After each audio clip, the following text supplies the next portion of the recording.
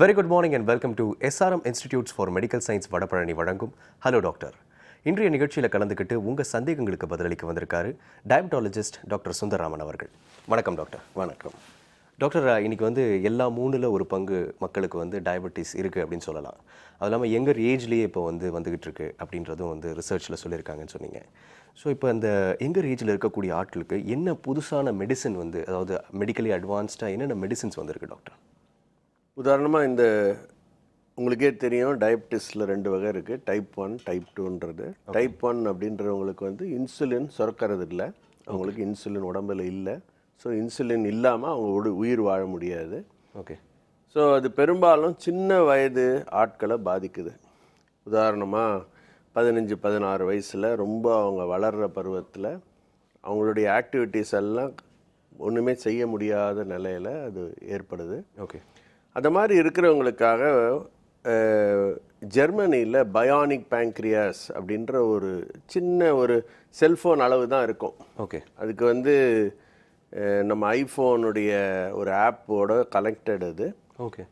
அந்த பயானிக் பேங்க்ரியாஸில் ஒரு பக்கம் இன்சுலின் அப்படின்றது பம்ப் இருக்கும். ஓகே. இன்னொரு பக்கம் குளுக்கோகான் அப்படின்னு இன்சுலினுக்கு ஆன்டி இன்சுலினாக இருக்கிறது குளுக்கோகான். ஓகே. ஏன் இது இருக்கும் அப்படின்னு கேட்டிங்கன்னா, இந்த மாதிரி டைப் 1 நோயாளிகளுக்கு சுகர் திடீர்னு கம்மியாக போகலாம், திடீர்னு அதிகமாகவும் போகலாம். இந்த அதிகமாக போனால் அதை குறைக்கிறதுக்கு இன்சுலின் தேவை. இன்சுலின் ரொம்ப அதிகமாக சுரந்துடுச்சுன்னா சுகர் ரொம்ப கம்மியாக போயிடும், நினைவு தப்பி போயிடலாம். அதை தடுக்கிறதுக்கு குளுக்கோகான் தேவை. ஓகே. இது ரெண்டும் கலந்த மாதிரி ஒரு புது வகையான பம்ப் உருவாக்கியிருக்காங்க. இதுக்கு பேர் பயானிக் பேங்க்ரியாஸ். இது 2015ஆம் ஆண்டுடைய மிகப்பெரிய ஒரு கண்டுபிடிப்பு. இது நோபல் பிரைஸ் கிடைக்கும் அப்படின்னு நம்புகிறோம். ஓகே. ஓகே. ஸோ இது ஒரு டாக்டர் பயோமெடிக்கல் இன்ஜினியரிங் ஸ்டூடெண்ட்ஸோட கலந்து தயாரிச்சிருக்காரு. ஓகே. நிறைய ஸ்டடீஸ் போயிட்டுருக்கு. ஓகே. இது உள்ளே பொருத்திட்டா உள்ளே பொருத்திக்கிட்டா அவங்களுக்கு அவங்களுடைய ஆப்பில் வந்துக்கிட்டு இருக்கோம் எவ்வளோ இருக்குது சுகர் என்ன ஏதுன்றது. அதுக்கு தேவையான வாரத்துக்கு ஒரு முறை அதுக்கு வேணுங்கிற டோஸ் கொடுத்துடலாம். அதுவே சுகரை கணக்கிட்டு அதுக்கு தேவையான அளவு எவ்வளோ இன்சுலின் வேணுமோ இன்சுலினை சுரக்கும், இல்லைனா குளுக்கோகானை கொடுக்கும். ஓகே. வெளியிருந்து இன்டேக் பதிலாக ஸோ ஆமாம், உள்ளேயே இருக்கும். உள்ள ஒரு சின்ன டியூப் மாதிரி இருக்கும், வயிற்றில் கட்டிக்கலாம். ஒரு சின்ன அந்த கால பேஜஸ்லாம் இருக்கும் பாருங்கள், அந்த அளவு தான் இருக்கும். ஸோ இது ஒரு மிகப்பெரிய கண்டுபிடிப்புன்னு சொல்லலாம். ஓகே. நிகழ்ச்சியின் முதல் காலர் இருக்காங்க, பார்த்துடலாம். ஹலோ டாக்டர், வணக்கம். ஹலோ வணக்கம்மா, எங்கிருந்து பேசுறீங்க? வணக்கம் சார், நான் சென்னையில இருந்து தேவி பேசுறேன் சார். உங்க சந்தேகம் என்னன்னு கேளுங்கம்மா டாக்டர் கிட்ட. 2 டவுட் இருக்கு சார் எனக்கு. வணக்கம்மா, சொல்லுங்க. வணக்கம் சார், எனக்கு 28 ஏஜ் இருக்கும்போது ஒரு பிரஸ்ட் லெஃப்ட் சைடுல சின்னதா ஒரு கட்டி வந்தது சார். சரிங்க. அது என்னன்னு தெரியல, ரொம்ப கஷ்டப்பட்டு இருந்தேன். அப்புறம் திடீர்னு ஒரு டாக்டர்கிட்ட போனப்ப நீங்க சுகர் டெஸ்ட் பண்ணுங்க சொன்னாங்க. அப்ப சுகர் லெவல் எனக்கு 110, 90 அந்த மாதிரி இருந்துச்சு. அப்ப ஸ்ட்ரெஸ்னால உங்களுக்கு சுகர் வந்திருக்கு, நீங்க ஸ்ட்ரெஸ் இல்லாம இருங்க அப்படின்னு சொன்னாங்க. இப்போ ஒரு 7-8 வருஷம் கழிச்சு இப்ப எடுத்து பார்க்கும்போது, ரெகுலரா எடுக்கும்போது கூட இப்ப நார்மல் லெவல்ல தான் எனக்கு சுகர் இருக்கு. சரிங்கம்மா. இப்ப நான் சுகருக்கு உண்டான டேப்லெட்லாம் சாப்பிடணுமா, இல்ல இதே நான் ஃபுட்லயே கண்ட்ரோல் பண்ணணுமா? செகண்ட் கொஸ்டின் யூரின் போனா எரிச்சலா இருக்குங்க சார், அதுக்கும் சுகருக்கும் சம்மந்தம் இருக்குமா? அம்மா, உங்களுடைய முதல் கேள்விக்கு பதில் வெறும் வயிற்றுல சுகர் எவ்வளோ இருக்குன்னு சொன்னீங்க. சமீபத்தில் டெஸ்ட் பண்ணீங்களா? வெறும் வயிற்றுல 90 இருக்கு. 90 தான் இருக்கு. வெறும் வயிற்றுல 100 வரைக்கும் இருக்கலாமா, அது வரைக்கும் நார்மல் தான். 100லிருந்து 125 வரைக்கும் இருந்துச்சுன்னா உங்களுக்கு சுகர் வரப்போகுது.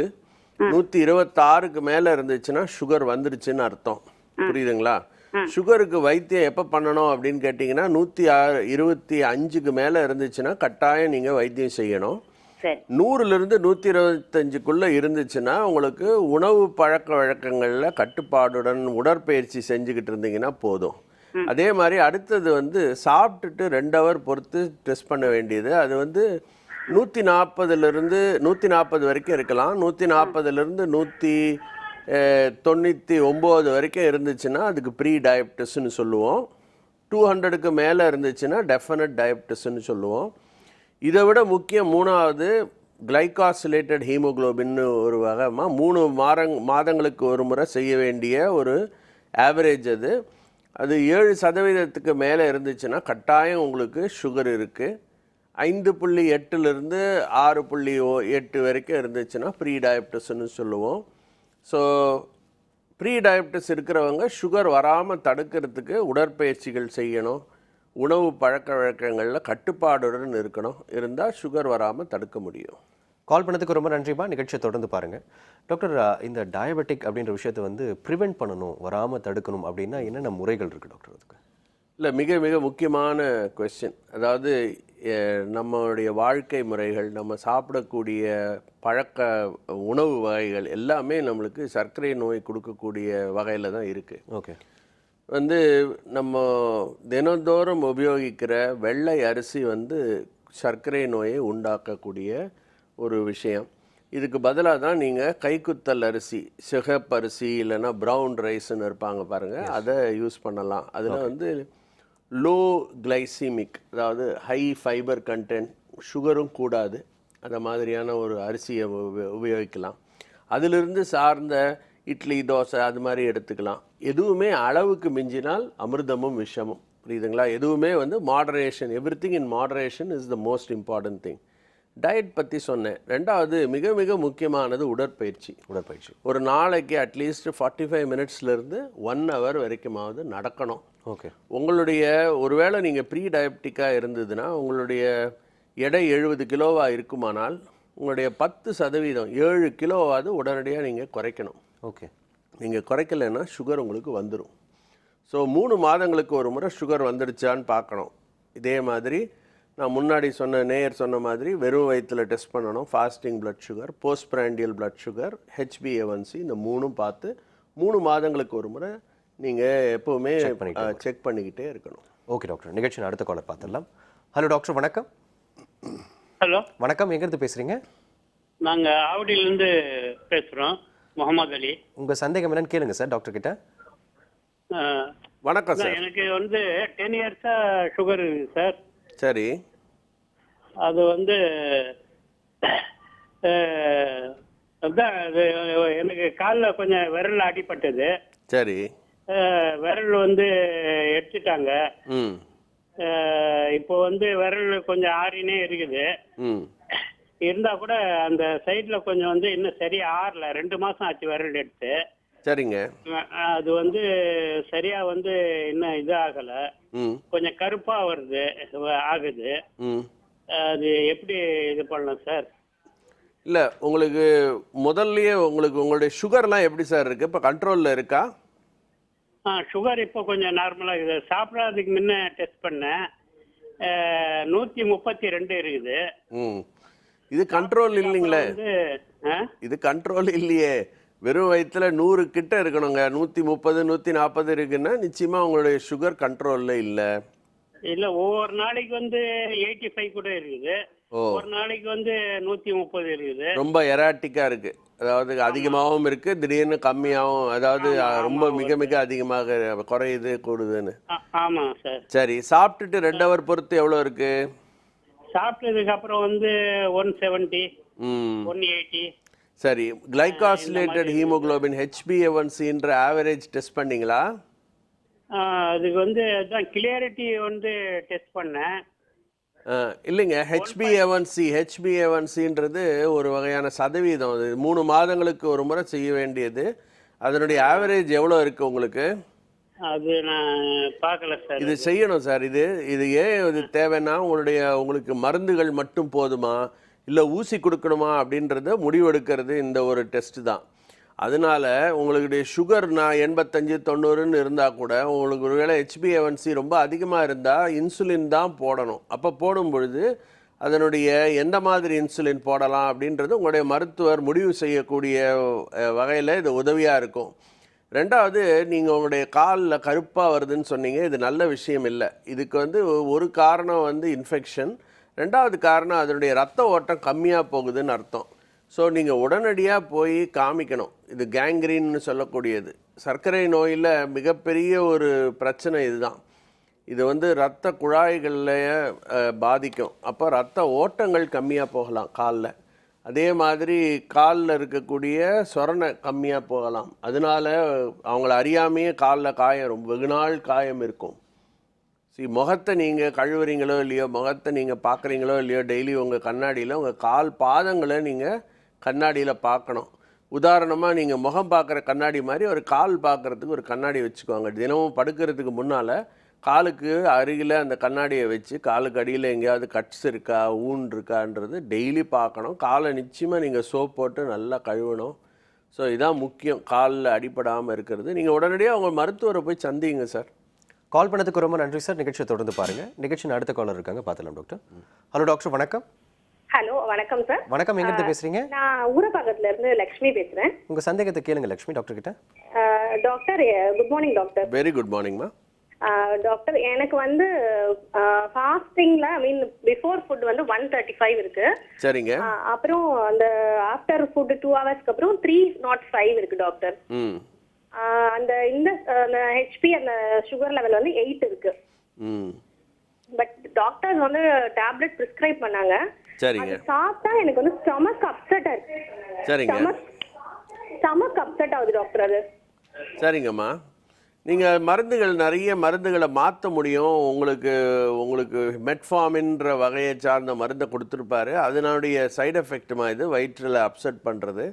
அந்த மெட்ஃபார்மினையே வந்து மாற்றி கொடுக்க முடியும். உங்களோட டாக்டரை நீங்கள் சந்திச்சிங்கன்னா அது வெகு சுலபமாக அதை சரி பண்ண முடியும்மா. இந்த மருந்து ஒத்துக்கலைன்னா வேறு மருந்துகள் கொடுக்க முடியும். கால் பண்ணதுக்கு ரொம்ப நன்றிப்பா. நிகழ்ச்சி தொடர்ந்து பாருங்க. நிகழ்ச்சி நெக்ஸ்ட் காலர் பார்த்துலாம் டாக்டர். ஹலோ டாக்டர், வணக்கம். ஹலோ, வணக்கம், எங்க இருந்து பேசுறீங்கம்மா? நாங்க திருநெல்வேலில இருந்து பேசுறோம்டா. உங்க சந்தேகம் என்னன்னு கேளுங்கம்மா டாக்டர் கிட்ட. சார், எங்க அம்மாவே கொஞ்சம் சுகர் பிரஷர் இருக்கு. சரிங்கம்மா. இப்போ பல்லு வெளியில இப்போ 4 நாளைக்கு முன்னாடி பல்லு புடிங்கிட்டு இருந்தாங்க. சரி. இன்னும் அதுல வலிக்குன்னு சொல்றாங்க. அதான் எனக்கு இல்லைம்மா, சுகர் எப்படி இருக்குது? சுகர் கண்ட்ரோலில் இருக்கா? சுகர் வந்து 250 280 இருக்கு. ரொம்ப அதிகமாக இருக்கே. சுகர் நோயாளிகளுக்குன்னு சில வகையான பல் நோய்கள் ஏற்படுமா. அதாவது பெரியாடோன்டைட்டிஸ்ன்னு சொல்லுவோம். பல்லை சுற்றி அதனுடைய வேர்கள் சுற்றி இதில் இன்ஃபெக்ஷன் வரலாம். ஸோ பல்ல எதுவும் நீங்கள் சுகரும் இருக்குன்னீங்க, ப்ரெஷரும் இருக்குன்னு சொன்னீங்க. ப்ரெஷர் ரொம்ப அதிகமாக இருக்கும் பொழுது நீங்கள் பல்ல பிடுங்கினீங்கன்னா ப்ளீடிங் வந்தால் நிற்காதுமா, ரொம்ப நாள் ஆகும். சுகர் கண்ட்ரோலில் ரத்தம் வரல, ஆனா அதுல வலிக்கு அப்படின்னு சொல்றாங்க. வலிக்கிறதுக்கு மருந்துகள் இருக்குமா. அவங்களுடைய பல் மருத்துவரை சந்திச்சிங்கன்னா வலிக்கு மருந்துகள் கொடுப்பாங்க. ரெண்டாவது, வலி உடம்புல எந்த இடத்துல வலி இருந்தாலும் இந்த மாதிரி சுகர் நோயாளிகளுக்கு சுகர் கண்ட்ரோலில் இல்லைன்னா நரம்புகள் பாதிக்கப்படும், வலி ஏற்படக்கூடிய நரம்புகள். அதனால வந்து அவங்களோட பெயின் த்ரெஷோல்ட் கம்மியாக போயிடும். அதுக்குரிய சில மருந்துகள் கொடுக்கணுமா. அவங்களுடைய சுகரை முதல்ல கண்ட்ரோல் பண்ண சொல்லுங்க. அவங்களுடைய மதருடைய சுகர் தானே, மதர் தானே சொன்னீங்க, மதருடைய சுகர் கண்ட்ரோல் பண்ணுங்க. முதல்ல சொன்னேன். அந்த இப்போ பல்லு பிடிக்கிறதுலாம் ஒன்றும் செய்யல சார். நீங்கள் எல்லாம் பண்ணி முடிச்சுட்டு தான் கேள்வி கேட்குறீங்க. எல்லாம் பண்ணி முடிச்சாச்சு, இப்போ இனிமேல் பார்த்துக்கலாமா, ஒன்றும் பிரச்சனை இல்லை. கால் பண்ணதுக்கு ரொம்ப நன்றிப்பா. நிகழ்ச்சி அடுத்த காலர் பார்த்துலாம் டாக்டர். ஹலோ டாக்டர், வணக்கம். ஹலோ, வணக்கம், எங்க இருந்து பேசுறீங்க? நாங்க ஈரோட்ல இருந்து பேசுறோங்க. உங்க சந்தேகம் என்ன டாக்டர் கிட்ட கேளுங்கம்மா. நான் ரஸ்வியாங்க. எனக்கு இந்த 3 months-ஆ சுகர் இருக்கு. சரிங்கம்மா. சுகர் வந்து ஃபாஸ்டிங்ல வந்து 250 இருக்கு. சரி. உங்களோட வயதுமா? 25. சரி, ஓகே. சாப்பிட்டதுக்கு அப்புறம் 350 இருக்குங்க சார். சரி. இது இன்ஜெக்ஷன் கொடுத்துருக்காங்க, இன்ஜெக்ஷன் நிறுத்திட்டாங்க இப்ப. சரி. மேரேஜ் ஆகி 7 years ஆகுது, இன்னும் பேபி இல்ல. இந்த சுகர்னால பேபி ஃபார்ம் ஆகுங்களா ஆகாதுங்களா, அதான் என் டவுட் இப்ப. இல்லைம்மா, அதாவது உங்களுடைய வயது ரொம்ப கம்மி. உங்களுடைய வயதில் சுகர் ஏற்பட்டதுன்னா இது எந்த வகையை சார்ந்ததுன்னு முதல்ல பார்க்கணும்மா. HbA1cன்னு ஒரு ஆவரேஜ் ஒன்று நீங்கள் இன்னும் சொல்லலை நீங்கள் எங்கிட்ட. அதை பார்த்தாங்களா? அதை செய்யணும், அது நீங்கள் செய்யணும். இது தவிர ஃபாஸ்டிங் இன்சுலின் அப்படின்ற ஒரு டெஸ்ட்டும் ஃபாஸ்டிங் சி பெப்டைட் அப்படின்ற டெஸ்ட்டும் நீங்கள் செய்யணும். இந்த விவரங்களெல்லாம் பார்த்தோன்னா உங்களுடைய சர்க்கரை நோய் எந்த வகையை சார்ந்ததுன்னு தெளிவாக சொல்லலாம்.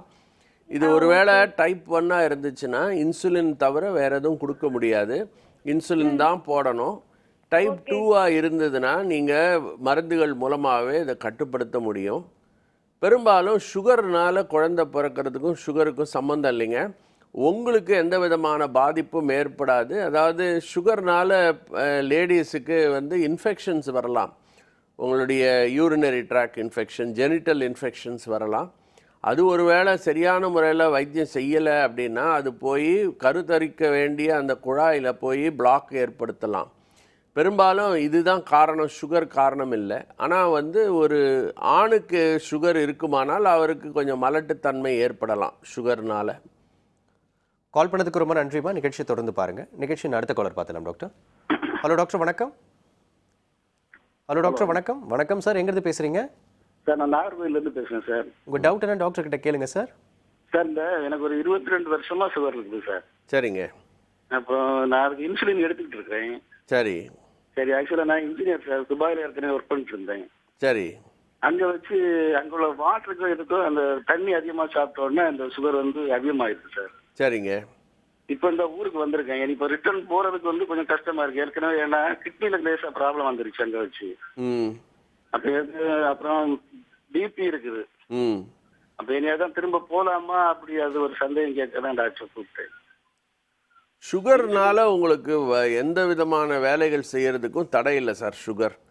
சுகர் வந்து உங்களுக்கு இப்போ ஏற்கனவே இந்த நிகழ்ச்சிகளில் குறிப்பிட்டிருக்கோம். சுகர்னால கண் பாதிக்கப்படலாம், கை காலில் நரம்பு கோளாறுகள் ஏற்பட்டு வாத நோய் ஏற்படலாம், மாரடைப்பு ஏற்படலாம், கிட்னிகள் பாதிக்கப்படலாம், கை கால் நரம்புகள் பாதிக்கப்படலாம். உங்களுக்கு நீங்கள் சொல்கிறதெல்லாம் பார்த்தா உங்களுடைய கிட்னி லைட்டாக பாதிப்பு ஏற்பட்டிருக்குன்னு அர்த்தம். கிட்னி வந்து சுகர்னால் பாதிச்சிருக்கா இல்லை வேறு காரணத்தினால பாதிச்சிருக்குதான்னு முதல்ல டெஸ்ட் பண்ணணும் சார். அதுக்கு எளிய டெஸ்ட்டுகள் இருக்குது. நீங்கள் அந்த டெஸ்ட்டுகளை செஞ்சீங்கன்னா முதல்ல உதாரணத்துக்கு கண்ணை நீங்கள் டெஸ்ட் பண்ணி பார்த்தீங்கன்னா கண் நரம்புகள் ஒருவேளை பாதிக்கப்பட்டிருந்தால் கிட்னி பாதிப்பும் சுகர்னால தான் அப்படின்றது இன்டைரக்டாக தெரியும். அப்படி இருந்தால் சுகரை கண்ட்ரோல் பண்ணால் போதும், உங்களுடைய கிட்னி பாதிப்பை கட்டுப்படுத்தலாம். உங்களுடைய கிட்னி பாதிப்பை இதே அளவில் நீங்கள் வச்சுக்க முடியும். இன்னும் 10 வருடம் கூட இல்லை, 15 வருடம் கூட நீங்கள் உங்களுடைய சுகர் கண்ட்ரோலில் இருந்துச்சுன்னா. சுகருக்கு கண்ட்ரோல் அப்படின்னு சொல்லும் பொழுது உணவு பத்தியங்கள், உடற்பயிற்சிகள் இதெல்லாம் தான் முக்கியம். உணவு பழக்க வழக்கங்களில் ரொம்ப ஸ்ட்ரிக்டாக இருந்து உங்களுடைய உடற்பயிற்சிகளை நீங்கள் செஞ்சுட்டு வந்தீங்கன்னா நீங்கள் துபாய் திரும்பி போகிறதுல எந்த விதமான பிரச்சனையும் இல்லைங்க. அங்கே இருக்கிற மருத்துவரை நீங்கள் மாதம் ஒரு முறை போய் பார்த்து அவங்க சொல்லக்கூடிய ஆலோசனைகளை நீங்கள் ஃபாலோ பண்ணணும். கால் பண்ணதுக்கு ரொம்ப நன்றி சார். நிகழ்ச்சியை தொடர்ந்து பாருங்கள். டாக்டர், நீங்கள் சொன்ன மாதிரி இன்சுலின் அப்படின்றது வந்து எல்லாரையும் காப்பாற்றிக்கிட்டு இருக்க ஒரு விஷயமா இருக்குது அப்படின்னு கூட சொல்லலாம். ஸோ இந்த இன்சுலினுக்கு வந்து ஒரு ஆரம்பம் இருக்கும், யாராவது இதை வந்து கண்டுபிடிச்சிருப்பாங்க. ஸோ இதை பற்றி கொஞ்சம் சொல்லுங்கள் டாக்டர். இன்சுலின் வந்து ஒரு 1920 சார்ல்ஸ் பெஸ்ட் அப்படின்றவர் வந்து யூனிவர்சிட்டி ஆஃப் டொராண்டோ கனடாவில் சில ஆராய்ச்சிகள் செஞ்சுட்டு இருந்தாங்க டாக்ஸில் வச்சு. ஸோ அவர் வந்து அவர் ஒர்க் பண்ண இடத்துல அவ்வளோ நல்ல லேப் இல்லாதனால இவருடைய ஃப்ரெண்டு மெக்லியார்டுன்னு ஒருத்தர் யூனிவர்சிட்டி ஆஃப் டொராண்டோவில் லேப் வச்சுருந்தார். அவர்கிட்ட போனார். அவர்கிட்ட போய் இந்த மாதிரி நான் டாகுடைய பேங்க்ரியாஸ்லேருந்து ஒரு விதமான சப்ஸ்டன்ஸை எடுக்க போகிறோம், அதான் நாங்கள் ட்ரை பண்ண போகிறோம்னு சொல்லும் பொழுது அவர் சொன்னாராம், இல்லை இதில் வந்து எனக்கு அவ்வளோ இன்ட்ரெஸ்ட் இல்லை அப்படின்னு சொல்லிட்டு அவர் டூர் போயிட்டார். அவர் லீவு எடுத்துகிட்டு அவர் ஸ்காட்லாண்ட் போயிட்டார். அப்போ அவர் என்ன சொன்னாராம், எனக்கு 2 பிள்ளைகள் என் கீழே படிச்சுட்ருக்காங்க, ஃபிசியாலஜி ப்ரொஃபஸர் அவர், என்னோட 2 ஸ்டூடெண்ட்ஸ் இருக்காங்க, அவங்க யாராவது ஒருத்தரை நீங்கள் வச்சுக்கோங்க அப்படின்னாங்களாம். டாக்டர், இதை பற்றி தொடர்ந்து பேசுறதுக்கு முன்னாடி ஒரு சின்ன பிரேக் எடுத்துகிட்டு வந்தாங்க டாக்டர். சிம்ஸ் ஹாஸ்பிட்டல் வடபழனி வழங்கும் ஹலோ டாக்டர் நிகழ்ச்சியில் ஒரு சிறிய இடைவேளை.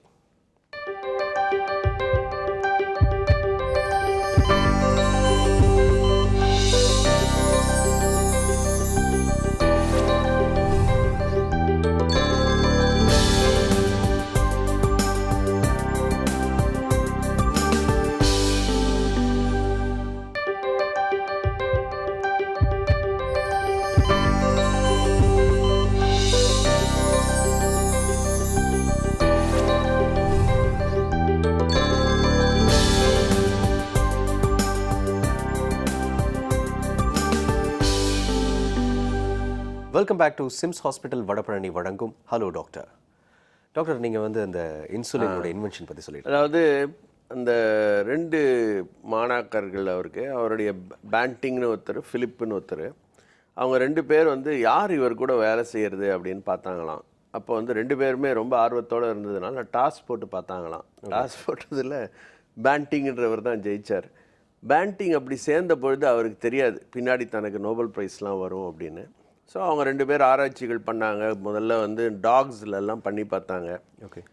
பண்ணி பார்த்தபோது பேண்டிங்ன்ற அந்த மாணாக்கருக்கு தான் ஐடியா தோணுச்சான். இந்த மாதிரி பிறந்த ஆக்ஸ் இது இருக்குது பாருங்கள், காஃப், அதாவது பசுவினுடைய கன்றுக்குட்டினுடைய பேங்க்ரியாஸ்லேருந்து ஒரு விதமான சப்ஸ்டன்ஸை எடுத்தாங்க. ஸோ அந்த சப்ஸ்டன்ஸை க்ரூடாக எக்ஸ்ட்ராக்ட் பண்ணி பார்த்த பொழுது இது வந்து ரொம்ப விந்தையான ஒரு பொருளாக இருக்குது, சுகர் கம்மியாக்குது. அவங்க அந்த அந்த அனிமல்ஸ்லேயே எக்ஸ்பெரிமெண்ட் பண்ணி பார்த்தாங்க. இது நடந்தது ஜான்வரியில். ஓகே. ஒரு அந்த காலத்தில் வந்து டயபிட்டிஸ் அதிகமாக போய் கீட்டோசிடோசிஸ்னு வரும். அதாவது உடம்புல இருக்கிற டோட்டல் ஷட் டவுன், உடம்புல இருக்கிற எல்லா ஃபேட் எல்லாம் வெடிக்க ஆரம்பிக்கும். அது இல்லாமல் உடம்புல கீட்டோன்ஸுன்ற சத்து அதிகமாகிடும், பெரும்பாலும் இறந்து போயிடுவாங்க. ஓகே. அது மாதிரி அந்த ஜென்ரல் வார்டில் நிறைய பேஷண்ட்ஸ் இருக்காங்க. தாம்சன் அப்படின்ற ஒரு பையன், 14 வயசு பையன், முதல்ல போய் இந்த முதல்ல கண்டுபிடிச்ச ஒரு விஷயம் இல்லையா, இது கொடுத்தா நிச்சயமாக சுகர் குறையும் அப்படின்னு போய் அந்த டாக்டரை கேட்டுட்டு கொண்டு போய் அந்த பையனுக்கு இன்ஜெக்ஷன் போட்டாங்க. போட்ட உடனே பயங்கர ரியாக்ஷன் அந்த பையனுக்கு. ஏற்கனவே மோசமாக இருந்தவன் இன்னும் மோசமாக போயிட்டான். ஸோ இவங்க வந்து நொந்து போயிட்டாங்களாம், என்னடா இப்படி ஆகிடுச்சேன்னு சொல்லிட்டு அதுக்கு அந்த அலர்ஜிக்கெல்லாம் வைத்தியம்லாம் பண்ணாங்க. அப்போ பேண்டிங் அவங்களும் இரவு பகல் தூங்கவே இல்லை. என்ன காரணத்தினால அவனுக்கு அலர்ஜி வந்தோன்னு அதை இன்னும் பியூர் பண்ணி பியூரஸ்ட் எக்ஸ்ட்ராக்ட் கண்டுபிடிச்சாங்க. ஸோ ஒரு 10 நாள் கழித்து அதே பையன் அவங்கயே இருக்கான். அப்போ அவனுக்கு ஊசியை போட்டாங்க. பார்த்தா அவன் சுகர் கம்மியாக போயிடுச்சு. கோமாவில் இருந்த ஆள் வந்து எழுந்து உட்காந்துட்டான். This was a revolutionary thing. So இதை மாதிரி ஒன்று கண்டுபிடிச்சோம் அப்படின்னா அதுக்குள்ளே இதெல்லாம் நடந்து முடிக்கிறதுக்குள்ளே மெக்லியார்டுன்றவர் ஸ்காட்லாண்ட்லேருந்து கனடாவுக்கு திரும்பி வந்துட்டார். அவர்கிட்ட சொன்னாங்க இது மாதிரிலாம் பண்ணோம் அப்படின்னு. அவர் முதல்ல நம்பலை. திருப்பி நிறைய எக்ஸ்பெரிமெண்ட் பண்ணி காட்டுங்கடான்னாரு. நிறைய கோட்டு இதிலெல்லாம் டெஸ்ட் பண்ணி பார்த்து இதே ரிசல்ட்ஸ் கண்டுபிடிச்ச பிறகு அவர் கன்வின்ஸ் ஆனார்.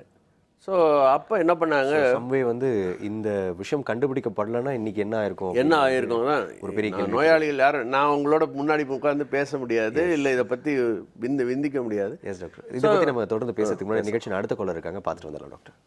ஹலோ டாக்டர், வணக்கம். ஹலோ வணக்கம், எங்கேருந்து பேசுகிறீங்க சார்? தேனி மாவட்டத்துலேருந்து பேசுகிறோம், சின்னமூர்லேருந்து பேசுகிறோம். உங்கள் சந்தேகம் என்னன்னு கேளுங்க சார் டாக்டர் கிட்ட. சுகர் வந்து 1 வருஷம் ஆகுதுங்க. என்ன சரி, டேப்லெட் சாப்பிட்டுருக்கு. ஆனால் கையால் வலி குறைய மாட்டேங்க. ஹாஸ்பிட்டலில் போனால் ஒரு மாத்திரை சாப்பிட சொல்கிறாங்க. இல்லை, அதாவது சுகர்னால வலி ஏற்படுறதுக்கு உங்களுடைய நரம்புகள் பாதிக்கப்பட்டது ஒரு காரணமாக இருக்கலாங்க. ஸோ கை வலி அப்படின்னா மூட்டில் வலிங்களா இல்லை தோல் பட்டையில் வலியா?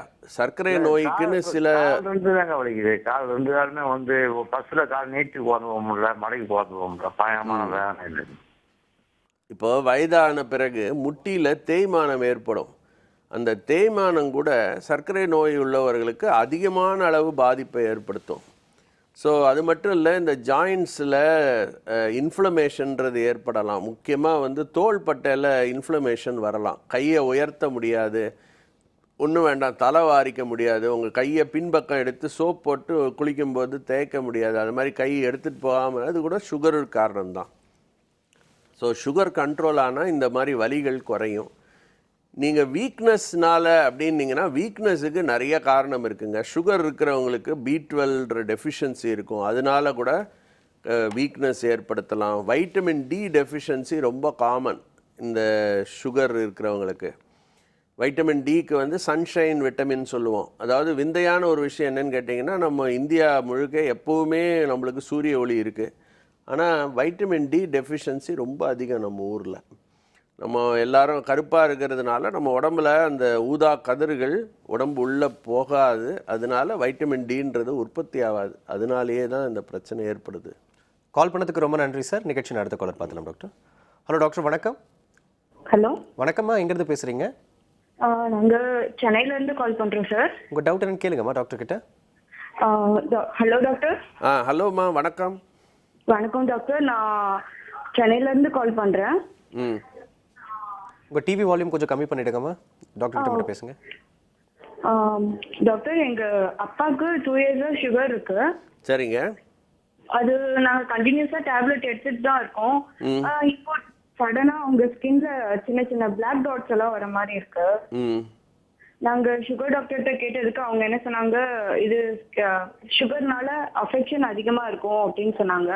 ம் 1 year இன்சுலின் யூஸ் பண்ணிட்டு இருந்தோம். இருந்தாலும் அந்த டாட்ஸ் ஏன் வருதுன்னு அது இன்னும் புரிய மாட்டேங்குது. ம் அதுக்குதான் சார் உங்ககிட்ட அதாவது சுகர்னால எல்லா அவயங்களும் பாதிக்கும்னு கொஞ்ச நேரம் முன்னாடி குறிப்பிட்டேன். அதில் முக்கியமான ஒரு பாதிப்பு ஸ்கின்லேயும் வருமா. சில குறிப்பிட்ட நோய்கள் ஸ்கின்னை பாதிக்கும். ஸ்கின்னை பாதிக்கக்கூடிய சிறப்பான சில நோய்கள் இருக்குது. இதுக்கு வந்து ஆதாரம் வந்து சுகரை நீங்கள் கம்மிப்படுத்தணும். சுகரை எந்த அளவுக்கு நீங்கள் கண்ட்ரோலில் வச்சுக்கிறீங்களோ இந்த நோய்கள் குறையும். பெரும்பாலும் தோல் நோய்கள் வந்து ஒரு கிட்டத்தட்ட 120 நாள் ஆகும் உங்களுக்கு ஏதாவது மாற்றம் தெரியறதுக்கு. ஏன்னா ஒரு ஸ்கின் அங்கே மேலே இருக்கிற சூப்பர்ஃபிஷியல் லேயர் விழுந்து புது ஸ்கின் முளைக்கிறதுக்கே அவ்வளோ நேரம் ஆகிடும் உங்களுக்கு. கீழேருந்து மேலே வரணும் அது. ஸோ அதனால கொஞ்சம் வெயிட் பண்ணுங்கள். அவங்க சொல்லக்கூடிய நீங்கள் ஒரு டெர்மட்டாலஜிஸ்ட் தோல் நோய் நிபுணரை போய் சந்திங்க. அவங்கள கேட்டு அவங்களுடைய ஆலோசனையை பெறுங்கள். அப்போ நிச்சயமாக குறையுமா, ஒன்றும் பிரச்சனை இருக்காது. கால் பண்ணதுக்கு ரொம்ப நன்றிமா. நிகழ்ச்சியை தொடர்ந்து பாருங்க. நிகழ்ச்சியின் அடுத்த காலர் பார்த்துலாம் டாக்டர். ஹலோ டாக்டர், வணக்கம். ஹலோ வணக்கம்மா, எங்கிருந்து பேசுறீங்க?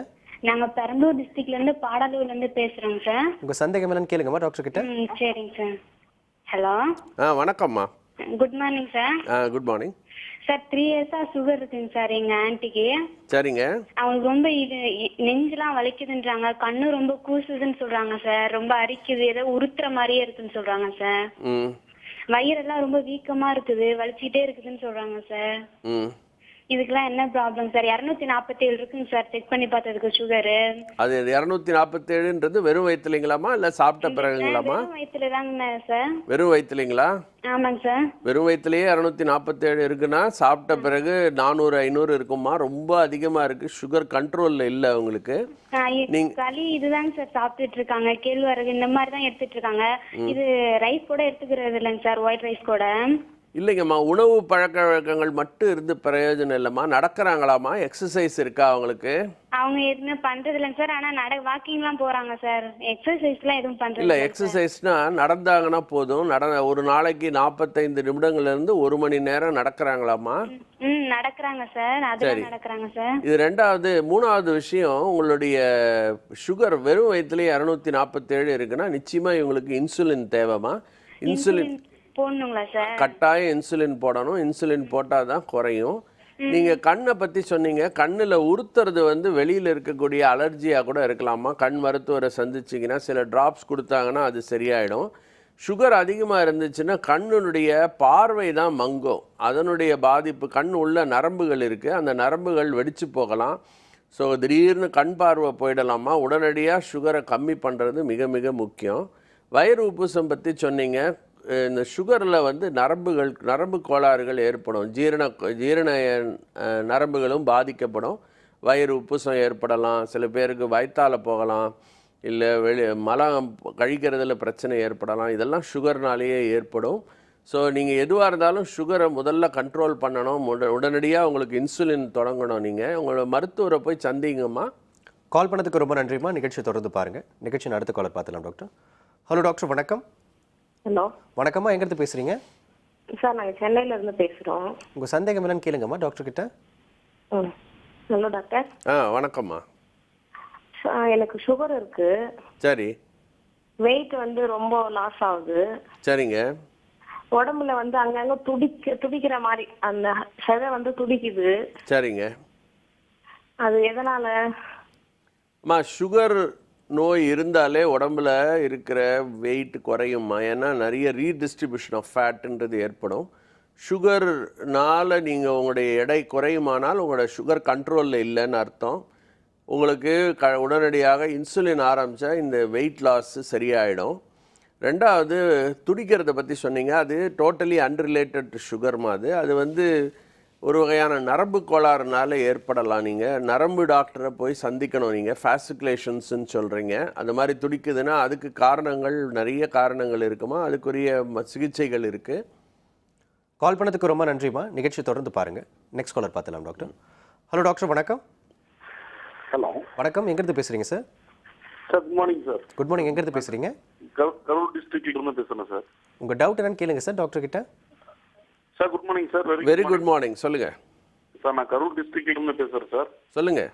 எனக்கு 38 இயர்ஸ் ஓல்டு சார். இப்போ 1 or 2 months தான் வந்து எனக்கு வந்து இந்த சுகர் வந்து அட்டாக் ஆகியிருக்கு. சரிங்க. பட் வந்து சாப்பிடாததுக்கு முன்னாடி வந்து 180 இந்த ரேஞ்சில் இருக்குங்க சார். சாப்பிட்ட பின்னாடி வந்து 230 இந்த ரேஞ்சில் இருக்குங்க சார். பட் மாத்திரை சாப்பிட்டுக்கிட்டு வர்றேன். பட் வந்து கண்ட்ரோலா இருக்கு. ஆனா இருந்தாலும் நைட்ல நான் தூங்கும் போது என்ன ஆகுதுன்னு கேட்டீங்கன்னா, என்னோட இடுப்புக்கு கீழே இந்த கால் பகுதி வரைக்கும் அப்படியே தண்ணி மாற எவ்வளவு ஃபேனு ஏர் கூலர் எது வச்சாலும் அப்படியே தண்ணி மாற ஸ்வெட்டிங் ஆகுது. அதுதான் என்னன்னு தெரியல. பட் அதுக்கு என்ன சார்? இல்ல நீங்க வந்து உங்களுடைய உடம்பு மேல் பகுதிக்கு ஸ்வெட்டிங் இல்லையா, கீழ்ப்பகுதிக்கு மட்டும்தான் ஸ்வெட்டிங் இருக்கா? என்னோட இடுப்புக்கு கீழே அந்த கால் பகுதி மட்டும் முழங்காலுக்கு கீழே தான் வந்து அதிகம் அந்த ஸ்வெட்டிங் இருக்கு. தண்ணியா. ஆமா. நீங்க முக்கியமான ஒரு வேல்யூ என்கிட்ட சொல்லல. HbA1cன்றது எவ்வளோ இருக்கு? ஆவரேஜ் பாத்தீங்களா? ஆவரேஜ் ஹெச்பி எல்லாம் பார்த்துட்டேன் சார். பட் எல்லாமே கரெக்டா இருக்குன்னு டாக்டர் சொன்னாங்க. ஹெச்பி இல்ல சார், HbA1cன்றது 3 மாதங்களுக்கு ஒரு முறை செய்ய வேண்டிய ஒரு வகையான ஆவரேஜ். அது 7% கீழே இருந்தால் தான் சுகர் கண்ட்ரோலில் இருக்குன்னு அர்த்தம். சரிங்க சார். உங்களுடைய இந்த வேர்வை பற்றி சொன்னீங்க இல்லையா, இது வந்து ஒரு வகையான டிஸ்ஆட்டோனோமியான்னு சொல்லுவோம். இதுவும் வந்து சுகர் சார்ந்த ஒரு விஷயம். இது வந்து நரம்பு கோளாறுனால வரக்கூடியது. ஆட்டோனாமிக் நர்வஸ் சிஸ்டம்னு இருக்குது. நம்ம வந்து கையில் திடீர்னு வேர்க்கிறது, உடம்புல குப்புன்னு வேர்க்கிறது, இதெல்லாம் வந்து ஆட்டோனாமிக் நர்வஸ் சிஸ்டத்துடைய வெளிப்பாடுகள். அதில் உங்களுக்கு பழுது ஏற்பட்டிருக்கு. அதை வந்து சில பரிசோதனைகள் செஞ்சு இதுதான் இருக்குன்றது தெரிஞ்சால் தான் அதுக்குரிய வைத்தியங்கள் செய்ய முடியும் சார். கால் பண்ணதுக்கு ரொம்ப நன்றி சார். நிகழ்ச்சி அடுத்த காலர் பார்த்தலாம் டாக்டர். ஹலோ டாக்டர், வணக்கம். ஹலோ வணக்கம். வணக்கம். எங்கேருந்துமா பேசுகிறீங்க? நாங்கள் நங்கநல்லூர்லேருந்து பேசுகிறேன். உங்கள் சந்தேகம் என்னன்னு கேளுங்கம்மா டாக்டர் கிட்ட. எங்கள் அம்மாவுக்கு வந்து 36 இயர்ஸ் ஆகுது. சுகர் இருக்கு. சரிங்க. வந்து எப்படி குறைக்க முடியும்? ரொம்ப மயக்கமாக வருது. அம்மா சுகர்லாம் செக் பண்ணுறீங்களாம்மா? வெறும் வயிற்றில் எவ்வளோ இருந்துச்சு, சாப்பிட்ட பிறகு எவ்வளோ இருந்துச்சு, HbA1cன்றது எவ்வளோ? உங்கள் டிவி வால்யூமை கம்மி பண்ணிவிடுங்கம்மா, டாக்டர் கிட்ட மட்டும் பேசுங்க.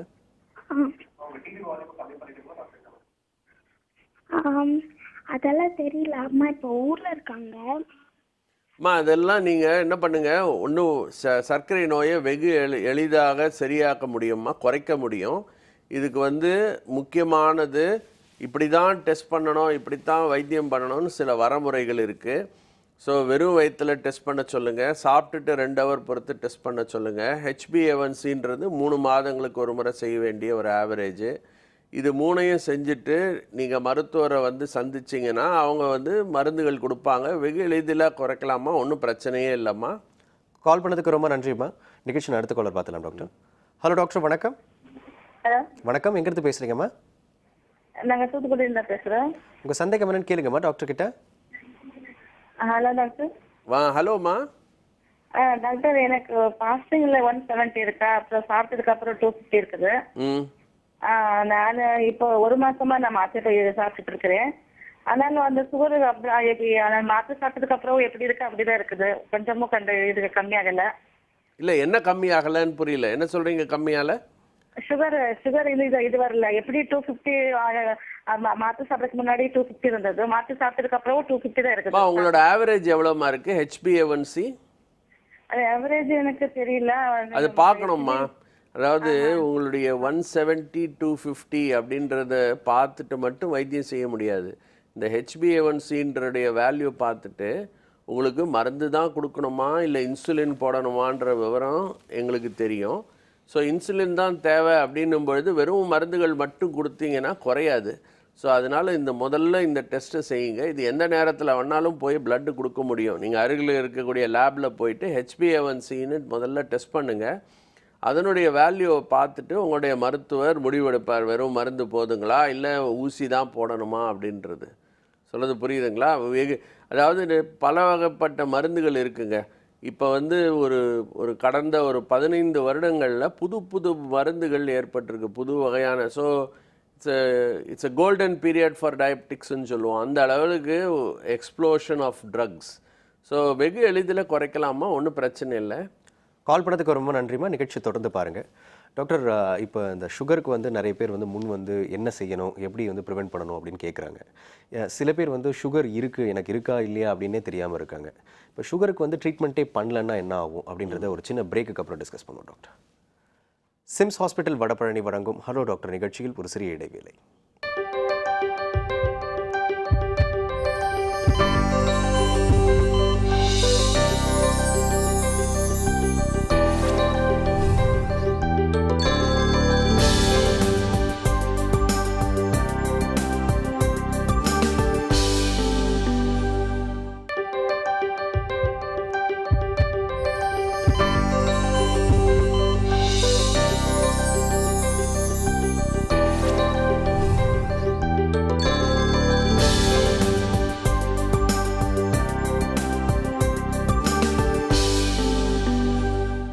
Welcome back to Sims hospital Vadapalani வழங்கும் ஹலோ டாக்டர்.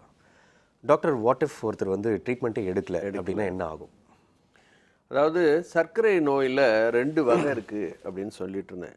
இன்ஃபேக்ட் 2 இல்லை, 3-4 வகைகள் இருக்குது. 2 வகையை பற்றி பேசுவோம். இது அதாவது சிறு வயதிலேயே வரக்கூடியது. எவ்வளோ சிறு வயதில் வரலாம், சின்ன குழந்தையில் கூட சர்க்கரை நோய் வரலாம்.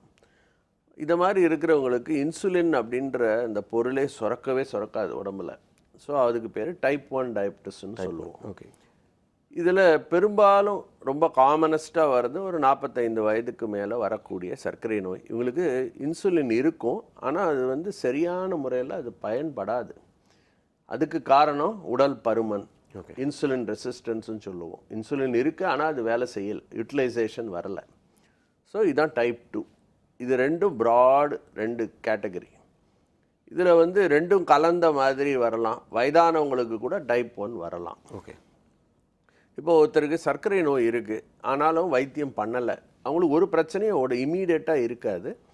ஸோ அது மாதிரி இருக்கிறவங்களுக்கு என்ன ஆகும்னா, சர்க்கரை நோய் வர்றதுக்கு ஒரு 5 வருடங்களுக்கு முன்னாலேயே அவங்களுக்கு காம்ப்ளிகேஷன்ஸ் உண்டாக ஆரம்பிக்கும். ஓகே. எதை மாதிரி உண்டாகும் கேட்டிங்கன்னா, திடீர்னு கண் பார்வையில் பாதிப்பு ஏற்படலாம். கண் விழித்திரையில் இருக்கக்கூடிய நரம்புகள் இருக்குது, இரத்த குழாய்கள், அது திடீர்னு வெடிச்சிடுச்சுன்னா கண் பார்வை போயிடும். திடீர்னு கண் பார்வை இல்லாமல் ஆகிடலாம். கை கால் விழுந்துடலாம், வாத நோய் ஏற்படலாம், மாரடைப்பு ஏற்படலாம். பெரும்பாலும் கேள்விப்பட்டிருப்பீங்க, நல்லா பேசிட்டு இருந்தார் சார், திடீர்னு இறந்து போயிட்டாங்க.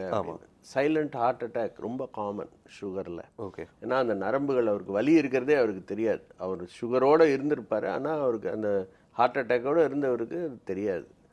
ஸோ நரம்புகள் பாதிப்புன்னு சொன்ன இன்னொரு வகை வந்து கை கால் உடம்பெல்லாம் பார்த்தீங்கன்னா பின்ஸ் அண்ட் நீடில்ஸ், கையெல்லாம் குத்துற மாதிரி இருக்கும். அதெல்லாம் வந்து சுகர்னால் வரலாம். தோல் பாதிப்பு ஏற்படுத்தலாம். சில பர்டிகுலர் ஜாயின்ட் ப்ராப்ளம்ஸ், அதாவது தோல் கழுத்துன்னு அதாவது ஷோல்டரில் கையை உயர்த்த முடியாமல் இருக்கலாம். இதெல்லாம் கூட சுகர்னால் வரலாம். ஸோ சுகர்னால் வராது அப்படின்ற வியாதிகள் ரொம்ப கம்மி தான். ஓகே. உடம்புல இருக்கக்கூடிய எல்லா அவயங்களும் சுகர்னால் பாதிக்கலாம். ஜீரண கோளாறுகள் ஏற்படலாம், அதை பற்றி கூட சொன்னேன் நான். ஸோ இதெல்லாம் வந்து வந்த பிறகு வைத்தியம் பண்ணுறதை விட வரதுக்கு தடுக்கிறது தான் நல்லதுங்க. வருமுன் காப்போம்ன்றது தான் முக்கியம். ஸோ வருமுன் காப்போம் எப்படி காப்பீங்க? முக்கியமானது வந்து உடற்பயிற்சி எல்லாரும் செய்யணும். அவங்களுடைய ஐடியல் பாடி வெயிட்டுக்கு உட்பட்ட அளவில் இருந்தாங்கன்னா சுகர் வராமல் தடுக்க முடியும். உணவு பழக்க வழக்கங்கள் எல்லாமே மாடரேஷன், எல்லாமே வந்து அதிகமாக எடுக்காமல் everything in moderation is always good. ஆமாங்க, பேலன்ஸ்டு ஃபுட் எடுக்கணும். முக்கியமானது அவேர்னஸ். வருடத்துக்கு ஒரு முறை செக் பண்ணி பார்க்கணும். எந்த வயதுலேருந்து பார்க்கணும்னு கேட்டிங்கன்னா, 35 வயதுக்கு மேலே கட்டாயம் எல்லாரும் fasting sugar, post prandial, HbA1c வருடத்துக்கு ஒரு முறையாவது செய்யணும். முதல் முறை செஞ்சு உங்களுக்கு இல்லை அப்படின்னா 2 வருடத்துக்கு பிறகு செக் பண்ணுங்கள். அதில் ஒருவேளை பார்டர் லைனில் இருந்தால் வருடம் செக் பண்ணுங்கள். ஓகே டாக்டர், நிகழ்ச்சி அடுத்த காலர் இருக்காங்க, பார்த்துடலாம். ஹலோ டாக்டர், வணக்கம். ஹலோ வணக்கம், எங்கிருந்து பேசுகிறீங்க sir?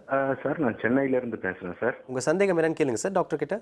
Thank you sir. Very good morning. Very good morning sir. நான் சென்னையிலேருந்து பேசுகிறேன். எனக்கு ஏஜ் வந்து 34. சரிங்க. I am type 2 diabetic for the past 5 years. சரி. ஓகே. இனிஷியலாக நான் ஒரு 2-3 இயர்ஸ் நான் கொஞ்சம் கண்ட்ரோலில் இல்லை. பட் லாஸ்ட் 2 இயர்ஸாக வந்து I am in absolute control. Exercises, food control, and I'm also regularly checking my diabetic. Okay. And also I am under medication. சரி. ஓகே. நான் இப்போ எனக்கு வந்து இப்போ லாஸ்ட் ஒரு 6-7 months வந்து கம்ப்ளீட் கண்ட்ரோல் இருக்கிறதுனால எனக்கு ஆக்சுவலி 2 கேள்வி இருக்கு. ஒன்று வந்து நான் என் மெடிசன்ஸை ரெடியூஸ் பண்ணிட்டு ஃபுட் கண்ட்ரோல் அண்ட் எக்ஸசைசஸ் மூலியமா என்னோட டயபெட்டிக்கை கண்ட்ரோலில் வச்சுக்கலாமா ஒன்று. ரெண்டாவது கேள்வி வந்து can diabetic patients donate blood? You cannot donate blood because you have high blood sugars. அந்த சுகரை வந்து கூட்டும், அதனால் நீங்கள் பிளட் சுகர் டொனேட் பண்ண you cannot donate bloodங்க.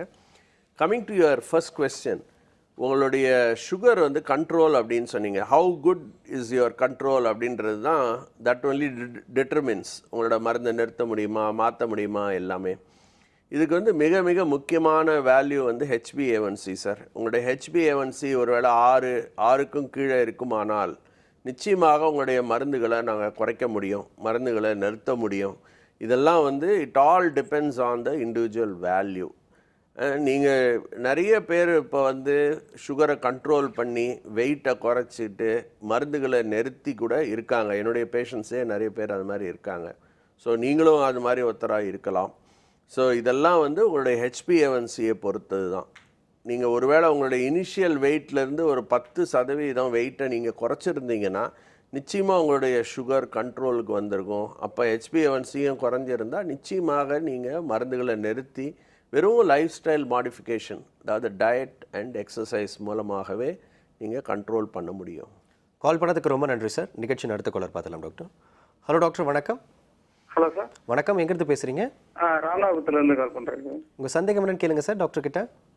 Hello sir, good morning sir. Good morning sir. அம்மாவுக்கு வந்து 45 ஆகுது ஏஜ். சரிங்க. அவங்களுக்கு வந்து சுகர் இருக்கு சார், ஒரு 3 years சுகர் இருக்கு. சரிங்க. ஃபாஸ்டிங்ல வாங்கும்போது 150 இருக்கு காலையில.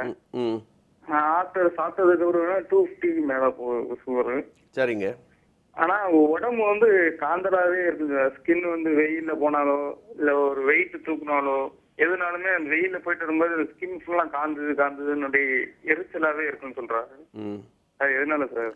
சார் இப்போ தான் இதை பற்றி டிஸ்கஸ் பண்ணேன் நான். அதாவது உங்களுடைய மதருக்கு சுகர் கண்ட்ரோல்லையே இல்லை, அவங்களுக்கு நரம்பு பாதிப்பு இருக்குது, பெரிஃபரல் நியூரோபதின்னு சொல்லுவோம்.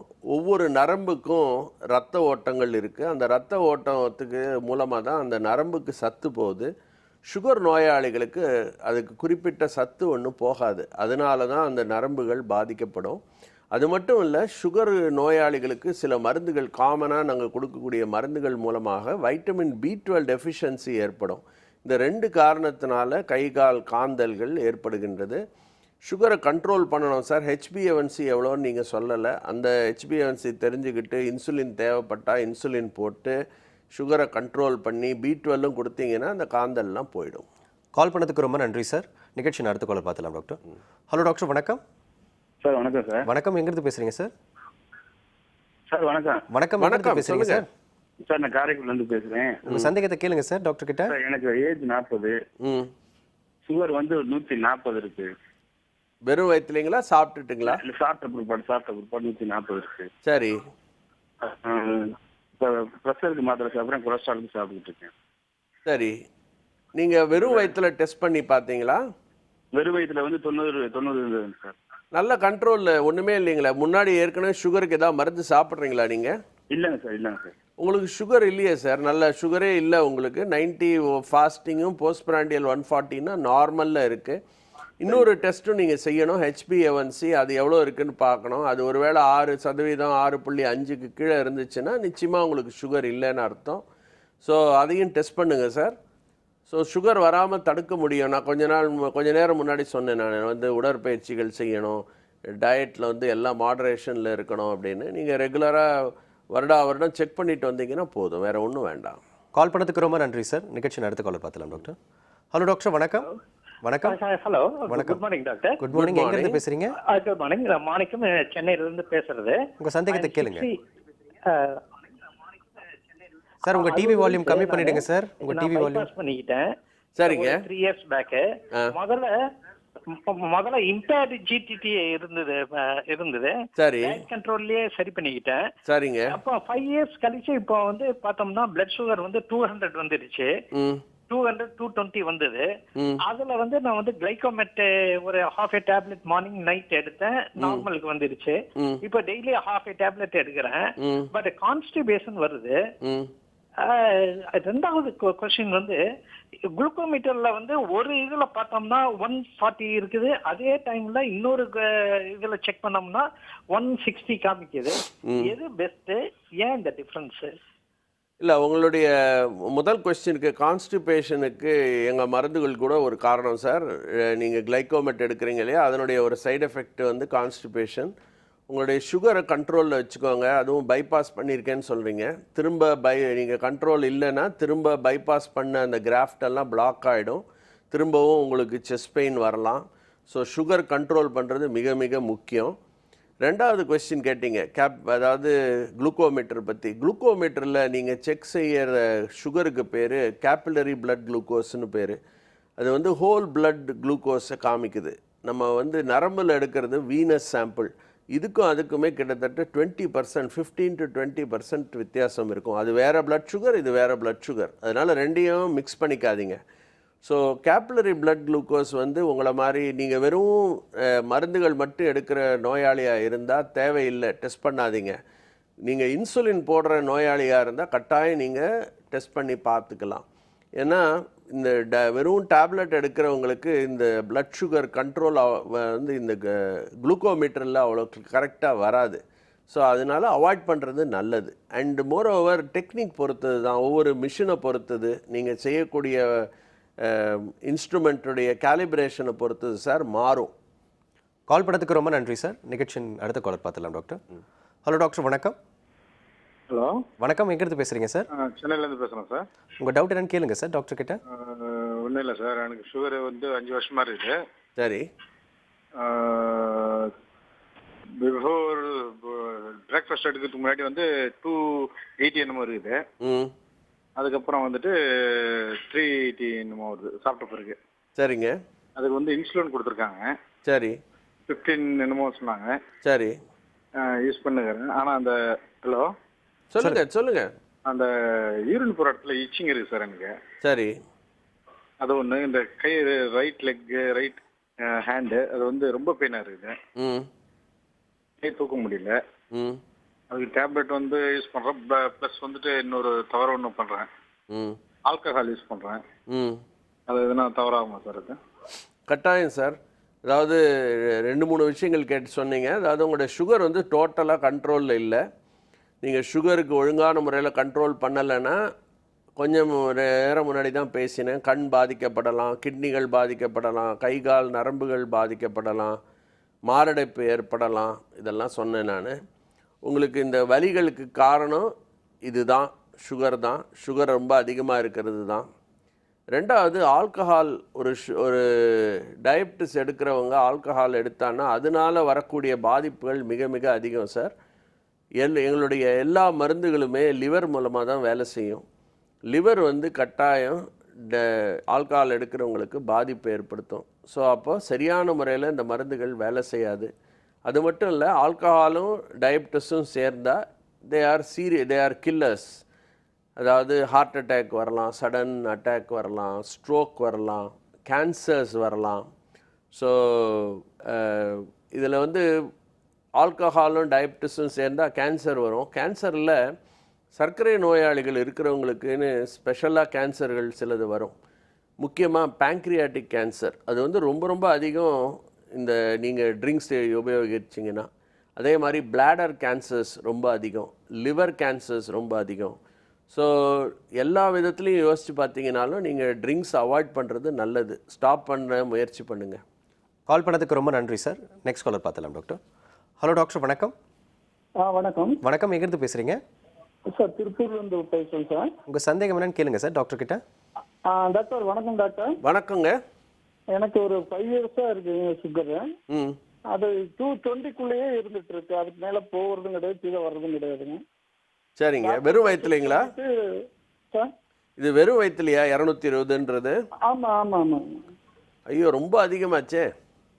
அது நீங்க இன்சுலின் தாங்க யூஸ் பண்ணணும். வெறும் மருந்து தான் யூஸ் பண்றீங்கன்னா முதல்ல உங்களுடைய மருந்துகளை மாற்றணுங்க. 220 வெறும் வயிற்றுல இருந்துச்சுன்னா ரொம்ப ஆபத்தான ஒரு விஷயம். உங்களோட கிட்னிகள் பாதிக்கப்படலாம், கண் பாதிக்கப்படலாம், நான் சொன்ன மாதிரி மாரடைப்பு ஏற்படலாம், கை கால் விழுந்துடலாம். சார் முதல்ல உங்களுடைய சுகர் கண்ட்ரோலை இன்சுலின் மூலமாக சரி பண்ணிக்கோங்க.